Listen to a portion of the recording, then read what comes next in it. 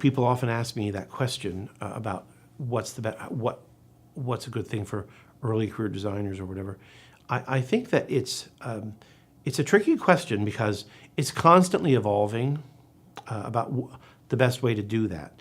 I think that maybe when I was younger, I think I was probably more well equipped to answer that question because had just recently experienced it. So it's a little hard now because I think that it's once you get to a certain point, it's a slightly rarefied experience, that you're at this certain level, that you're not necessarily in a situation to be particularly empathetic to people who are starting out, from scratch. But I am around a lot of young people, a lot of young designers. Over the years, I've worked a lot at Williamstown Theater Festival and interacted with a lot of several Penn State students, frankly, that are there interning or as apprentices over the summer. You're working side by side with them, so you really get to sort of see what's on their, hear what's on their minds, and kind of figure out ways that you could maybe help them approach the life. I think as far as training goes, I'm a real believer in the literature side of what we do as designers. I find that that a lot of training programs don't emphasize strongly enough the significance of spending time with the literature, with the material. That a lot of designers and a lot of programs push people into designing. It's okay.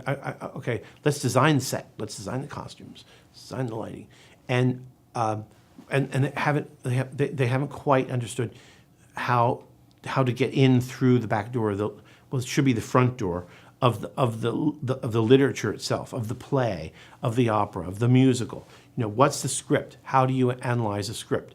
And the only way to really do that is to basically spend the first number of years of your life reading plays.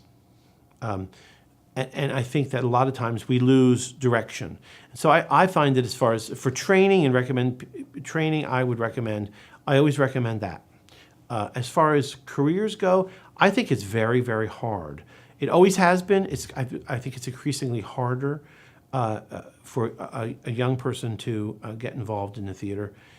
The Apprentice, when I was starting out, the theater for years, especially for design, I pretty much operated on a kind of almost apprentice system that you, almost as if, like in the Renaissance where you would apprentice yourself as like a pewter worker or a sword maker or a saddle maker. You would get out of school, you would work as an assistant to a designer. You'd work in the studio or in the theater with them, and you would see how it would go. That person usually was interested in you for the kind of work, your craft, and you could do, and how you could work for them, but also in you as a person and your ideas as a designer and your aesthetic. Generally, they were linked up. And oftentimes then, after a certain length of relationship with that person, someone would come along and they would say, would you like to do this project? And that person would say, well, I'm not available, or I'm not interested. Would you think about, I have an assistant here that I think I'm quite interested in, and that might be a good person for this project. And then that's how it would work. About 15, 20 years ago, I felt like that was, even while I was doing it, it was starting to fall, that system was starting to dissipate and fall apart. So it's hard now. A lot of people, they don't, like I honestly, there have been very few times in my career with many assistants that I've had who have been exemplary.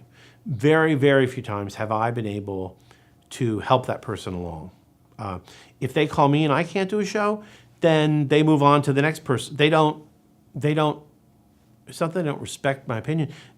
At a certain point, it became that designers, the status of a designer started to, I think in a weird way, matter more than it should with some of these projects, that it sort of like gave them cachet if they had a certain level of designer on something. So they weren't interested in trying someone new.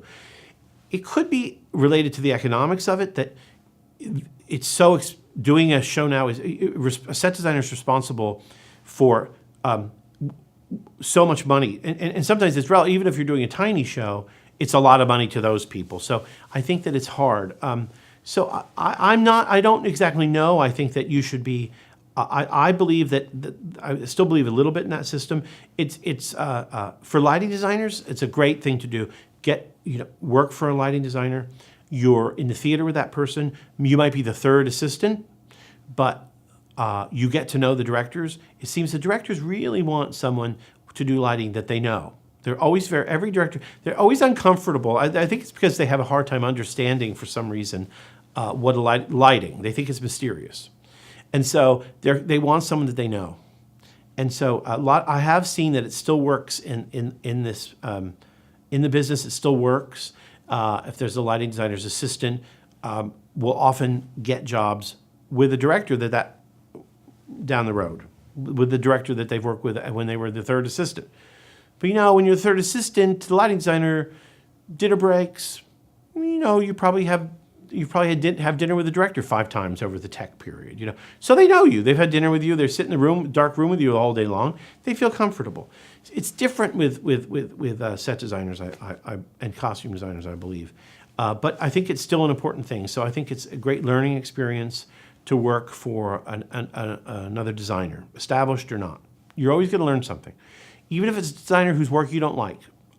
Sometimes you learn more from working with someone whose work you disagree with than someone you like. Just like I think sometimes when you see a bad show, you learn more than if you see a really good show. It helps you figure things out. So I think that I would just advise people that they should be, that they should get themselves ready for some very hard work. They should also try at the same time to keep a perspective on having a life and to keeping that going, to not forget that you're a human being and that you should that it's all about work. I think that makes you a very bad artist and theater artist. But I think it's a very hard thing to. A certain amount of it is being at the right place at the right time. But I think that also personally, it helps if you're open, if you're. I think if you have a warm personality, that people feel that that you're easy to talk to. The bottom line is, the theater is a collaborative art form, and it really helps if you are a collaborative person. In other words, if you play well with others, that cannot be overemphasized.